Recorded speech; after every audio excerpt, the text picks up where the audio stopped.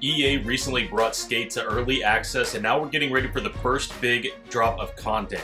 We're going to talk Season 1 and a big 90s throwback. Will it be all that and a bag of chips?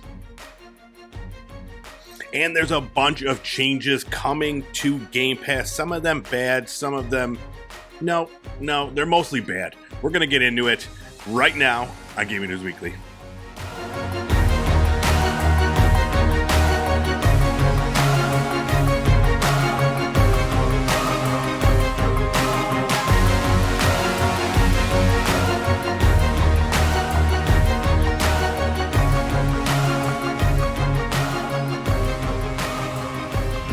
What's up, everybody? It's time for another episode of Gaming News Weekly, the best weekly video game news show out there every single Monday. We're bringing you all the biggest things happening in the video game industry. My name is Erect the Red. As always, I'm joined by this guy right here, Mr. Full Clip. What's up, dude? How are you? I'm doing good. How about you? I am great. Excited to talk about video games. Really excited to just shit all over Game Pass because I think that's going to be like most of our show.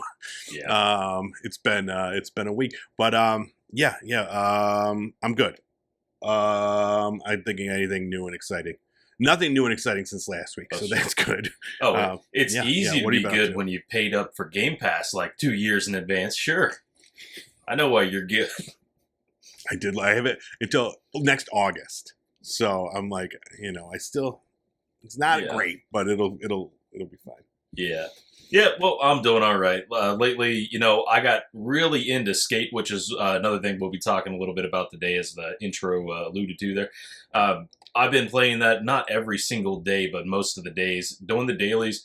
A couple of times now, I've kind of like done everything on the map, and I don't have anything I can really do except for start throwdowns and hope somebody joins, or look for open parties, join that person, and hope they're not just idling and they'll actually get us into some challenges. Because you get a little more like XP, there's like 5 XP systems in the game. It's a little convoluted already, and it's only going to get worse, I think, with this Season 1 starting. But I'm still having fun. I think as we add more content in soon, I'll be having a little more fun. And then aside from that, I grabbed the free game, one of the free games on Epic this week, which was Nightingale. You remember this one? Oh, yes. Yeah, this one was high on our list for a little bit. How is it? So far, so good. I just got started like an hour ago, so I'm only an hour into it, getting to the basics of crafting a camp.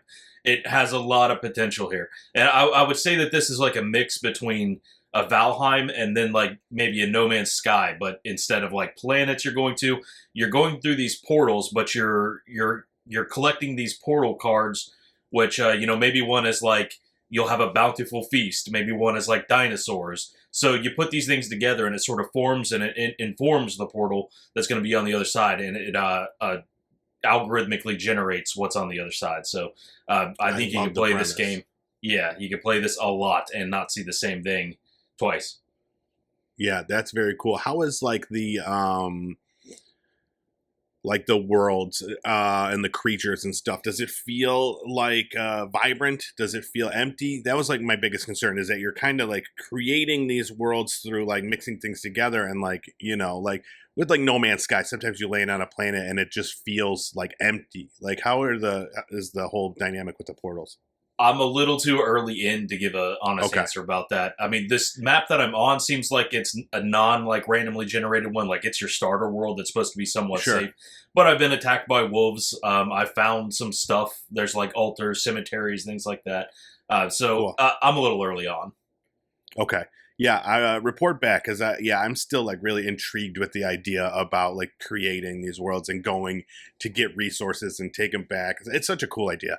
But I'm looking to hear more. And then for Skate, I got to get in there and play more. You're playing on PlayStation? Yeah. Okay. I'm going to go on there. I'm going to find all your challenges, and I'm just going to beat you in every one of those. That will give you something to do.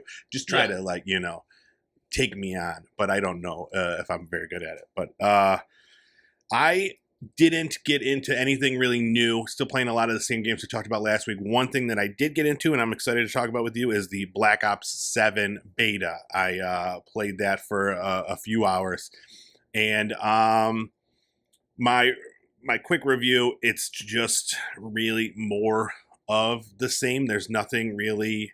It's just, I don't know. It's just more. Like, it's tough in a year where we're gonna have Battlefield and Call of Duty. It seems like a no-brainer to me to pick the one that we don't get every single year. That's not the, the more the same. As far as like the gameplay, maps were fine. I have no notes on that. I don't think they were too, they weren't confusing. They weren't snipey.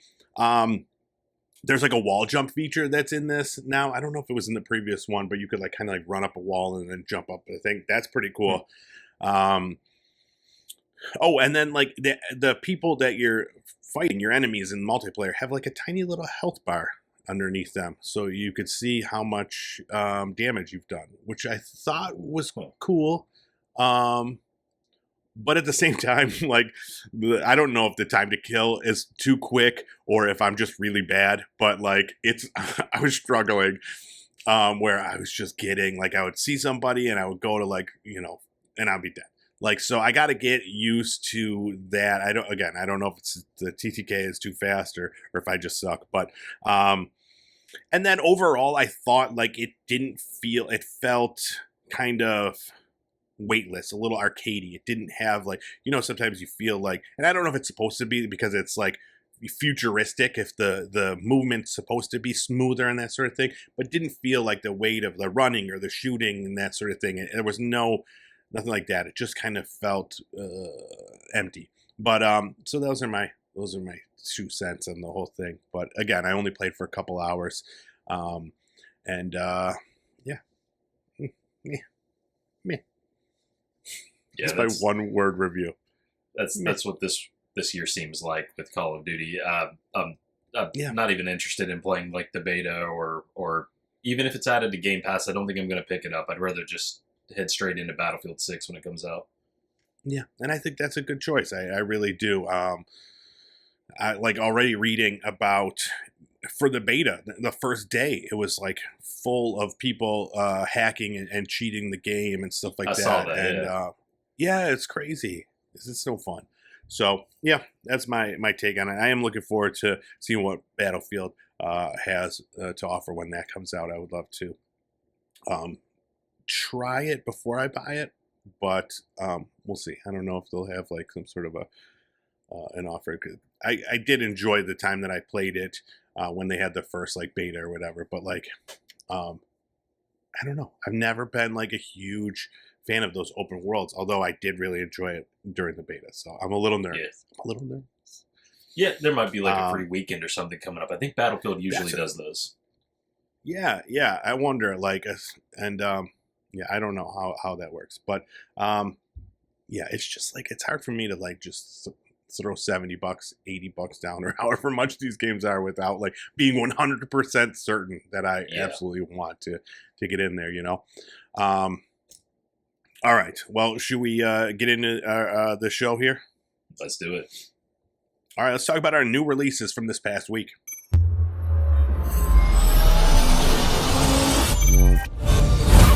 All right. First up, Lego Party came out on September 30th. This is the 4-player party game.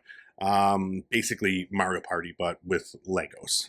It's got 60 mini games from all these different like Lego sets, which is cool. You got like the Ninjago and the I don't know what else I remember seeing. That was the only one. All the sets, maybe Star Wars. I don't know. But the goal is to get the golden brick, and you win the game. It's got couch co-op, or not couch co-op, couch play in the multiplayer, or online multiplayer as well. And yeah, it looks a lot of fun. I've seen a lot of reviews. Basically, I mean, how do you not compare it to Mario Party? It's basically the same game, but them saying like I'm having more fun with this than certain things with Mario Party. So like it's real close in terms of like the comparison. People are saying like, this could be better than Mario Party. I've seen some saying it's not, but like there is like, it's definitely an argument. So it looks cool. My son's huge into Lego, so like and it's not a full like $60-$70 game. I think it's maybe only a $30 game, $40 game. So I almost like bought it just on a whim the other day to just try it out, but I haven't yet. What do you think? I know you're into this stuff. Yeah, something you can consider. This is something that I was considering. That's how I know the price. I was just looking at it the other day, thinking of like, do I have that in my PayPal right now? I might just go ahead and pull the trigger on it in a day or two. I like this kind of game. I don't know how fun it would be for just 2 players. So I'm wondering about the multiplayer online and if you can get like random matchups or anything, and what are the dangers in that? Are people going to be sitting there idling and kind of ruin the game for you? So a little bit of research, and I might be pulling the trigger on this one. Yeah, it definitely looks fun. The mini games look like they're a blast. So, and I think we talked about it before, like the thought of them like being able to add different content from different Lego sets and stuff in future DLCs and updates. I think that would be pretty cool.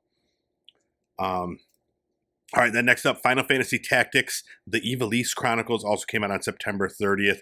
This is just a remaster of the original Final Fantasy Tactics game from,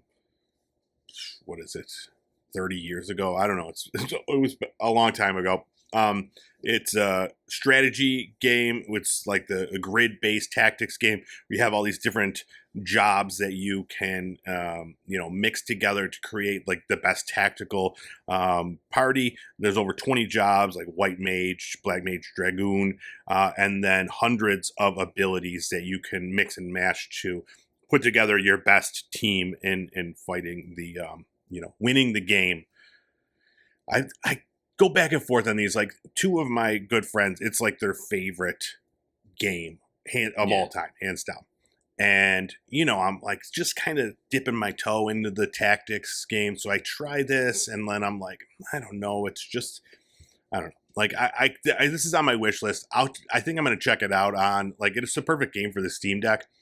Once it drops in price, I think, right now it's a full price title. So, but yeah, I could see myself putting some time into there. It's like 89 on OpenCritic, dude. It's a crazy score, but it is one of the most beloved games of the franchise. Even the Final Fantasy, like Final Fantasy in total, like the tactics game is like in the top 5. So, yeah, I know not your cup of tea, but not really something I know anything about, really. Yeah. So we'll move on to Ghost of Yotei. Came out on October 3rd. This is the sequel to the Ghost of Tsushima, which I never played, but this one sounds really cool. It's like about revenge. Like it's someone killed like your family, and then like 16 years later you go to try to like get your revenge. It's a third-person sword fighting game. All I really do know, based on the trailer, is that it looks like beautiful. The world is gorgeous and vibrant, and it has like weather like effects and stuff like that. It looks awesome. So I did download Ghost of Tsushima, so that's on PlayStation Plus. I downloaded it to my PlayStation, and in hopes one of these days I will play it. And that's as far as I've gotten on that. But what are your thoughts on this one? It looks like a beautiful game to me. I haven't played the first one either, but I think I've got it through. It may have been in one of those Humble bundles at one point, as I think I have it available if I want to download it. But I was looking at the Metacritic reviews on this, and I noticed that it's only got like an 8.4 or something like that, and 14% of the reviews were negative. So I thought, like, is there just some kind of problem people are having? And well, I think Davis Andre 25 sums it up here with his 0 score review. Woke garbage. Same exact story as the first game. Same progression system. Same graphics. Same clueless NPCs. This is just a DLC of Ghost of Tsushima, not a full-on sequel. This company is also clearly a haven for leftist lunatics and a purveyor of their propaganda. R.I.P. Charlie. Oh, jeez. Now that I've read this review, I'm just immediately crossing it on my list. Yeah. WWCKD. That's what I always say. Mm-hmm. That's ridiculous. So Yeah. that's why I literally never look at their user reviews on Metacritic, because it's like, I'll go based on, critics themselves, whatever. I have issues with them as well, but 87 on Open Critic right now, it's considered, potentially in the runnings for, a game of the year, best action game. So I get it's woke leftist trash, but I mean, there's a place for that. It has a female character, therefore, yeah. Right. I even saw one. forbid. The guy is going on about I don't mind playing female character, but why choose such ugly actor? So he just doesn't want to be an ugly woman in a video games. Oh no. Yep. Yeah, never change, video game community. Never change. All right, that is it for our new releases from this past week. It is time for our news of the week.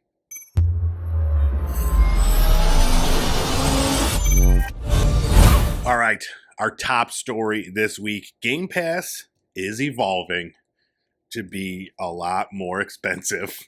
And it's adding some features too, so we can't downplay that much. But the big news is that it's jumping from $19.99 a month to $29.99 per month, a 50% increase in price. Give me your thoughts before we get into it. When you first read this, I want to know what Full Clip thought. Too expensive. Well, that was my first thought. But then again, to be fair, that is Game Pass Ultimate.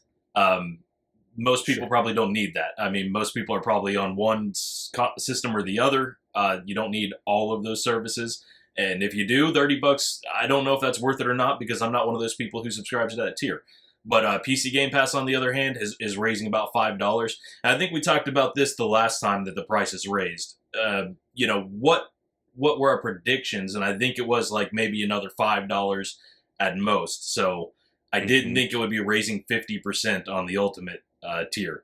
But yeah, everybody's going on about the cancel Game Pass. It DDoSed their the server the cancel page, to unsubscribe. Yeah, dude, crazy. Yes. All right. So to be clear, this is the Ultimate one. This is the one where it's the day one. This is how you get the day one games. So this is what they're advertising. Ultimate has 400 plus games, 75 plus day one games a year, including all Xbox published games day one.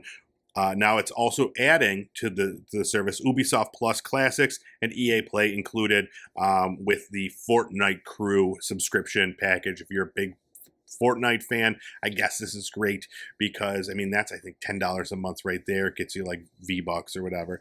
That's coming in November. And then unlimited cloud gaming at the highest quality with the shortest wait times.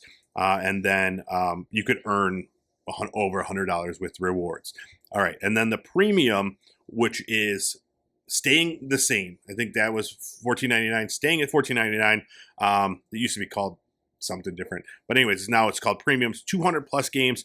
It's got the new Xbox published games within a year of launch. So you're not getting the day one games here, but you're getting them, sometime within a year, 6 months to a year. It's got unlimited cloud gaming with shorter wait times, not the highest quality. And then you could earn up to $50 a year in rewards. And then the Essential, which is basically what the core was, you get 50 games.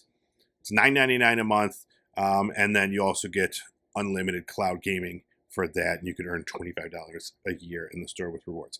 Now, all the cloud gaming features, they're advertised very heavily here, but one thing that I will mention is that they also announced soon after this they're going to be releasing a free cloud gaming service that's ad-based. So you watch 2 minutes of ads beforehand, and then you can play these games in the cloud. So it's really not that big a deal as long as you're willing to watch ads. It's not like you can't cloud game anymore.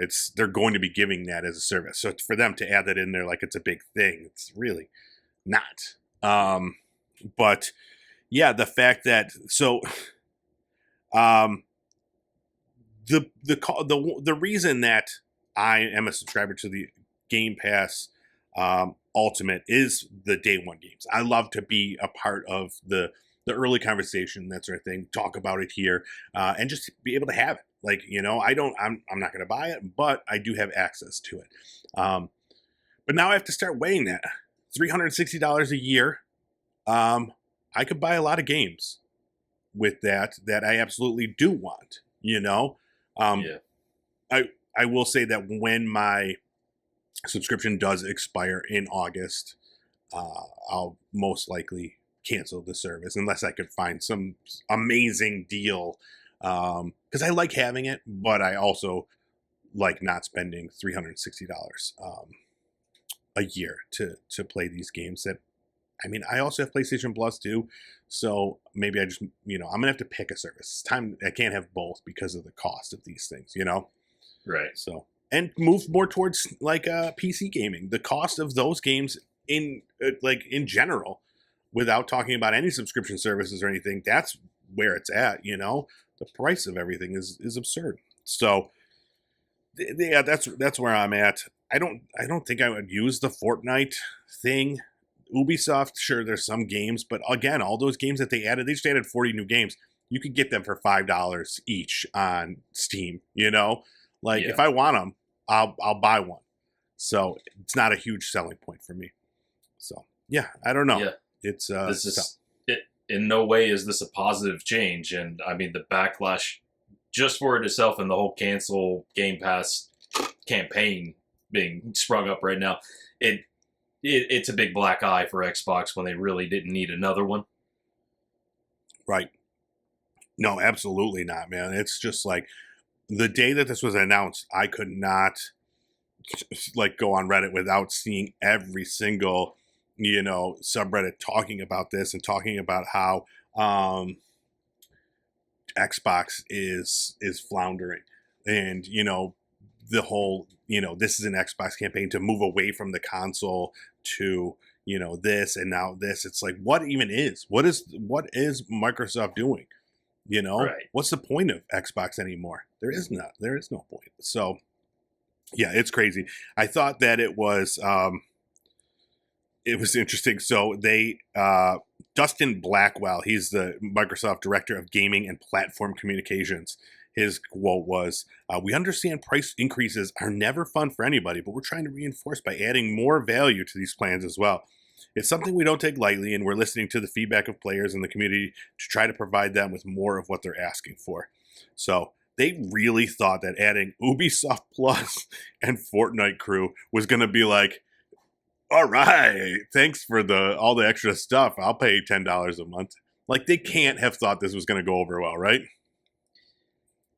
I don't know what they're thinking, honestly. The whole Fortnite thing, like, that's a whole different demographic of gamers. Like, they say that the younger generation right now, they tend to just be playing on a certain platform. So it's that or Roblox or Minecraft. But they stick to that platform, and they're not really branching out and expanding and playing other games, probably because they're so damn expensive. So why would they go pay you $30 for a couple added features in a free-to-play game? Yes. Yeah. And then, looking back, it got me looking back at the Xbox Studios, the Microsoft Studios games that have come out this year. And I'm like, are there games that I would be really upset to not play? Like, I don't think there's many that I would be like, I really, it was Indiana Jones. I don't know, Forza, Gears of War, Doom.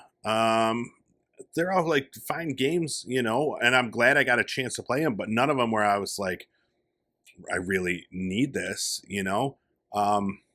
I did play Expedition. Expedition 33 was a day one game that I played through Xbox and didn't have to pay for that. So that was, saved me $50-$60. So you start thinking it like that. I start, thinking about the cost of them. Like, would I be better off buying and owning this game, not having to worry about it leaving the service, versus having that variety and being able to try certain games here and there? And that's, ultimately it's going to come down to that. But yeah, right. It's at the end of the day, it's a personal decision. People just have to do the math for themselves and figure out, do I care more about owning these games? Do I care about my massive library that I never touch all these games in after I play them? I mean, Yeah. $30 though. I mean, that's half of a game. That's half of like a AAA game, Right. or used to be, Yeah, not long exactly. ago. But yeah, per month, and you're not even going to be interested in all the first, day ones. Yes. Yeah. I don't know. For me, it's not worth it. It wouldn't be worth the $30. I think PC Game Pass maybe, but the way they're obscuring the way all of these tiers work, I don't even know what's going to be available and not going to be available when we talk about what's coming to Game Pass. Yeah. It's weird. Like, I don't like PC Game Pass seems to like always kind of just skate through without being changed. Like, there's a little fluctuation in the price, but like I think it's the best deal in gaming right now is the PC game, because you're still getting all the features from Ultimate, right? For a much lower price. I don't know. Yeah, no one does. No one knows. There was no way we could ever find out either. Yeah, so it's weird, but I will absolutely be going on to on the system to click that button that says don't automatically renew, to let my voice be heard along with so many other people. I'm interested to see like how badly they got hurt. One thing I thought was interesting was this is a little article I saw on PCGamer.com. Microsoft reportedly estimated that Game Pass led to $300 million in lost sales of Black Ops 6, with 82% of copies sold being on the Game Pass less PlayStation 5. This is the number that we were like talking about wanting to see, like how big of a a loss leader is this going to be, and that's even more than I thought. $300 million in lost sales just by offering it through Game Pass. This is why they're raising the cost of the service. They saw this number and they're like, shit, we're screwed. We got to get our money back. Like, Right. It's crazy. So yeah, like I don't know how those metrics work. When you're on Game Pass, you subscribe to it. They put Call of Duty out and you download it. I guess that doesn't count as a purchase. So 82% are going to be from PlayStation. Like 2% are going to be on Xbox, and then the rest on PC. If that's how that works. Yeah, I have no idea how they get the numbers, but it's an internal estimate.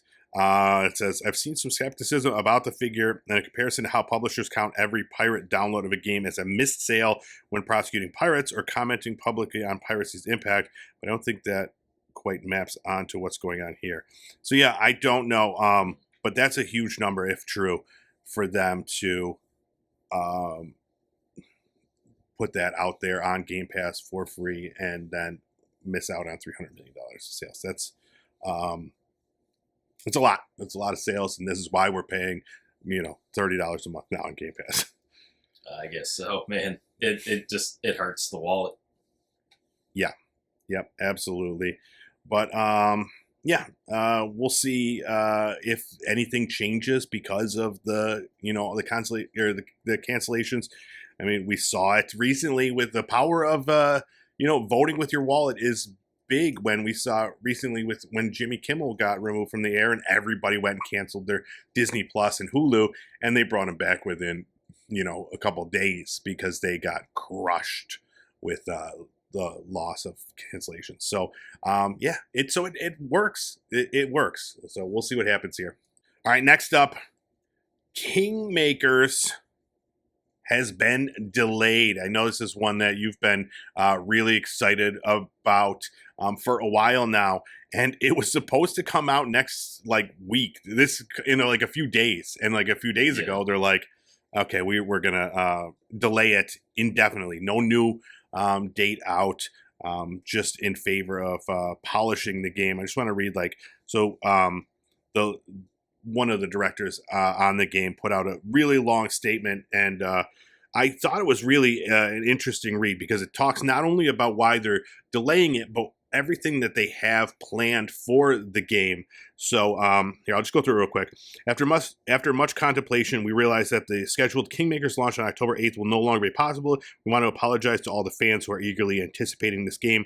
We're sorry for letting you down. Why is Kingmakers being delayed? In short, it's an incredibly ambitious, uncompromising game, and we don't want to cut any planned features for the sake of getting it out. door earlier. Our goal from the start has been to create something that's nothing like anything else in the market in terms of gameplay, scale, scope, and interactivity. With Kingmakers, we set out to push the Unreal Engine 4 to its absolute limits, while still providing the 60 frames per second to mid-range PCs without the need for fake frames. We are 80% engineering team who got into this business to push technological barriers. We currently have tens of thousands of soldiers, each with AI pathfinding that rivals what you'd expect from a AAA third-person shooter. When you walk away from battle, it continues to play out. Nothing is faked. We have giant 6-story castles where every room can be entered and every wall, floor, and ceiling destroyed.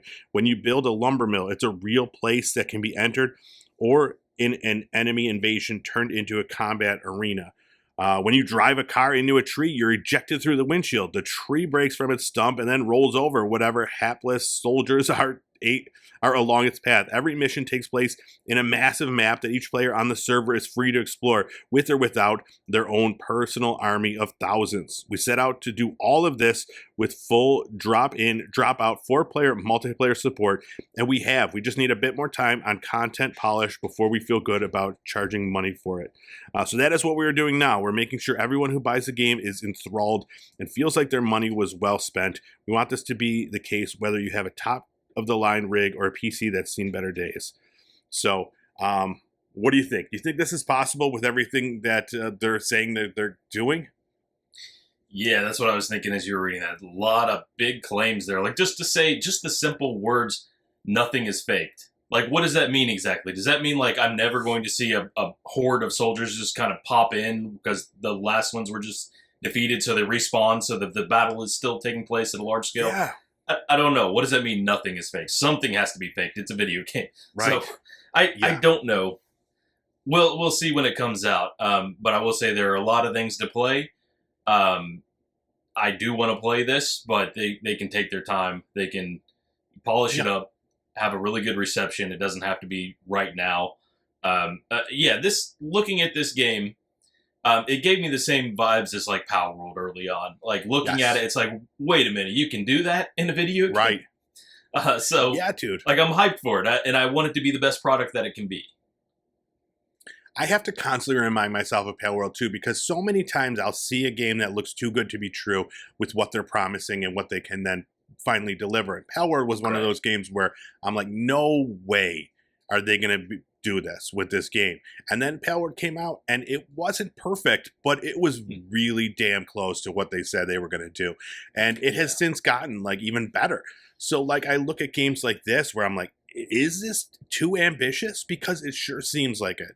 Like I go back to No Man's Sky, where it was like, Sean sounded a lot like this in what the claims were and how everything was interactive and real and all this shit. And then it came out and it was not very good. So I am very optimistic and hopeful for Kingmakers.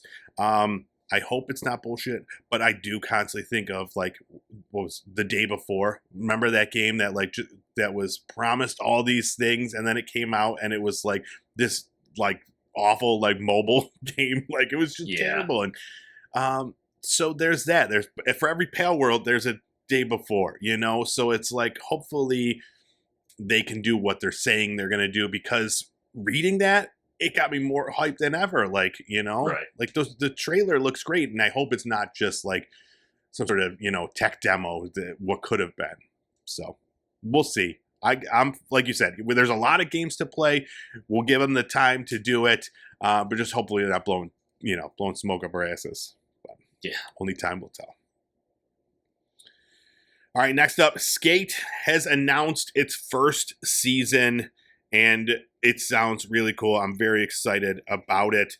It is going to be a 90s themed thing. New areas, new events called Hesh and Fresh. It's going to be from October 7th until December 2nd. The season will bring an updated lighting system to ensure the city of Sandvan is more grounded and lived in. The Skate Pass allows players to earn in-game seasonal currency called ticks, with which to purchase cosmetic rewards.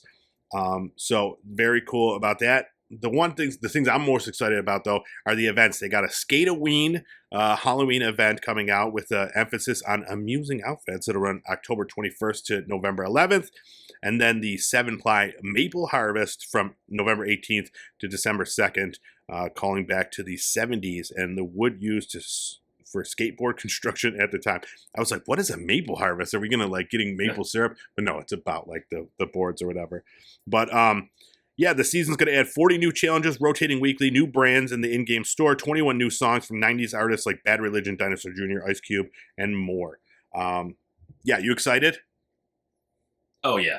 Yeah, I can't wait. It needs just a little bit more because just doing the dailies and kind of running out of stuff to do, hopefully this helps solve that. Hopefully there will be some sort of overarching goal. I'm sure you're going to have to grind that battle pass, so hopefully they have a way for you to do that when you've ran out of challenges for the day.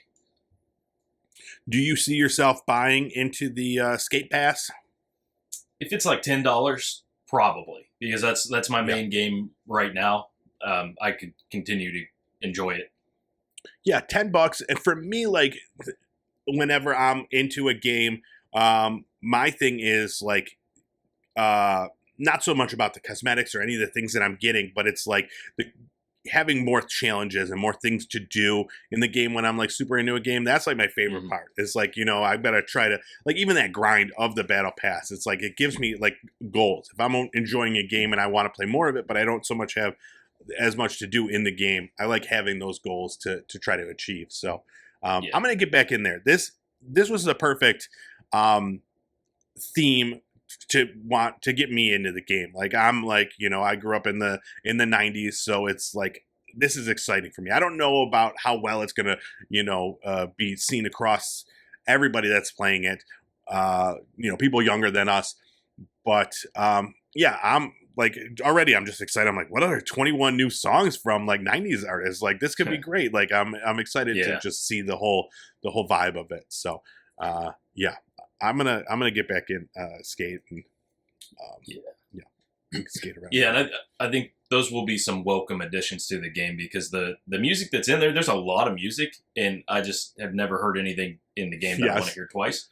I just mostly just play a podcast or something on the side instead. But that'll be pretty cool. I wonder if Bad Religion will be kept in there once EA is fully taken over by Jared Kushner and the Saudi Arabians. We'll find out. We will find out. Yeah. But I've already been through like one Facebook group and had to leave because it's just a toxic cesspool over this game. But a lot of what these people are demanding was like, where are the real skate brands in the game? There was, you know, 90% of the bitching is about the woke blah, blah, blah. But a lot of it was, where's, you know, Chocolate, where's Girl, where's Spitfire, where's Etnies, all these different brands. And it is kind of strange that like, at the same time that people are saying, we really want the skate culture, we want the skate culture, you would think that, like, sell me more stuff, daddy, put your branding on me, daddy, would be, like, the opposite. Yeah. But it works in a very weird way. Like, it is that was weird. skate culture. That's so they're getting what they're asking for. Yes, yeah, they should be very happy. It does seem like they are piecemealing some of that stuff out to have content for the next seasons. So as long as they keep them on the hook, maybe they could just pull these people right along through the seasons to give them what they want, you know? So yeah, I'm excited to see everything that's in there and check it out more. All right, and then last up, we got a new game announcement, a game called Hellreaper. We saw an announcement trailer for this, and it looks so cool, so beautiful that I had to include it into the game. The synopsis is: become the Hellreaper, an unstoppable force that heaven can't control and hell is terrified of. Conquer unholy hordes and slay grotesque bosses. Forge and master your weapons. Wield curse magic. Discover ancient relics. Evolve. Every step of this bloody descent into the abyss is yours. And it looks like the video of it, the trailer, it was just like the colors were popping and like the action looked cool. It's a side-scrolling like action roguelike. And yeah, it just looked like a lot of fun. No date or anything like that, but I'm excited. I immediately wishlisted it, and it's definitely one that I'm looking forward to. I like the, it's got like kind of a fantasy vibe, and they're saying that it's tough AF, so it should be fun. What do you think of Hellreaper? Yeah, the trailer, it looks like a lot of other games that I've seen, not gonna lie, but I knew it'd be like right up your alley for the style of game that it is. Just like the games where like you're going through, I mean, like, so the way like that they do the colors and the graphics are like what really drew me in. But when you see them numbers popping off of an enemy showing how much damage you're doing, that's what I like. I like, just seeing like trying to create the best builds and stuff like that and going through the game. And that seems to be like what this is. It's kind of got like a Metroidvania look to it, but I don't think it's a Metroidvania. I think it's more of just a, an action, like a side scroller challenger type thing. Looks very snappy as you're going through the level and doing the fighting and stuff like that. And I think that would be pretty satisfying. Yeah, absolutely. Yeah, so I am excited. All right. And that's it. I am also excited I'm going to go play Skate after all this talk about it. I want to get back, because I haven't played nearly as much as you have. And I enjoyed my time in there, but I just I just haven't had really time to get back in there. So now that we're talking about it, I got to get caught up to where you're at. I got to, I need to put in the countless hours and have cool clothes like you do. It's not fair. Yeah. I've almost platinumed it. Oh my goodness. Yeah. Give me a few more days. Oh boy. All right. I've got some work to do. I've got some work to do. All right. Well, that being said, thank you so much for checking out this episode of Gaming News Weekly. Make sure you go over to YouTube, follow us there, subscribe. Pop Culture Playground is the name of the channel. And then anywhere podcasts are found, you can find this show. Go to your whatever podcast aggregator you want. Type in GNW. This little thing will pop up. And then you hit subscribe, and that way, every single Monday, you've got this show waiting for you to listen to wherever your heart desires. And then check us out on TikTok. We're there for now. While the algorithm is still, showing our faces, we'll be there. I might have to, change things up a little bit if it goes full mega. But, let's just, we'll just wear more red hats or something. I don't know. Yep. I think that's how, they just see a red hat and they're like, let's get every this game out is there. woke. Yeah. Lego Party, too woke. Too woke, dude. Those bricks, man. Oof. Yeah. I've been saying it for years. Those bricks are woke as fuck. All right. Before we get ourselves in trouble, let's get out of here. Thank you so much. We'll see you next week. Bye-bye.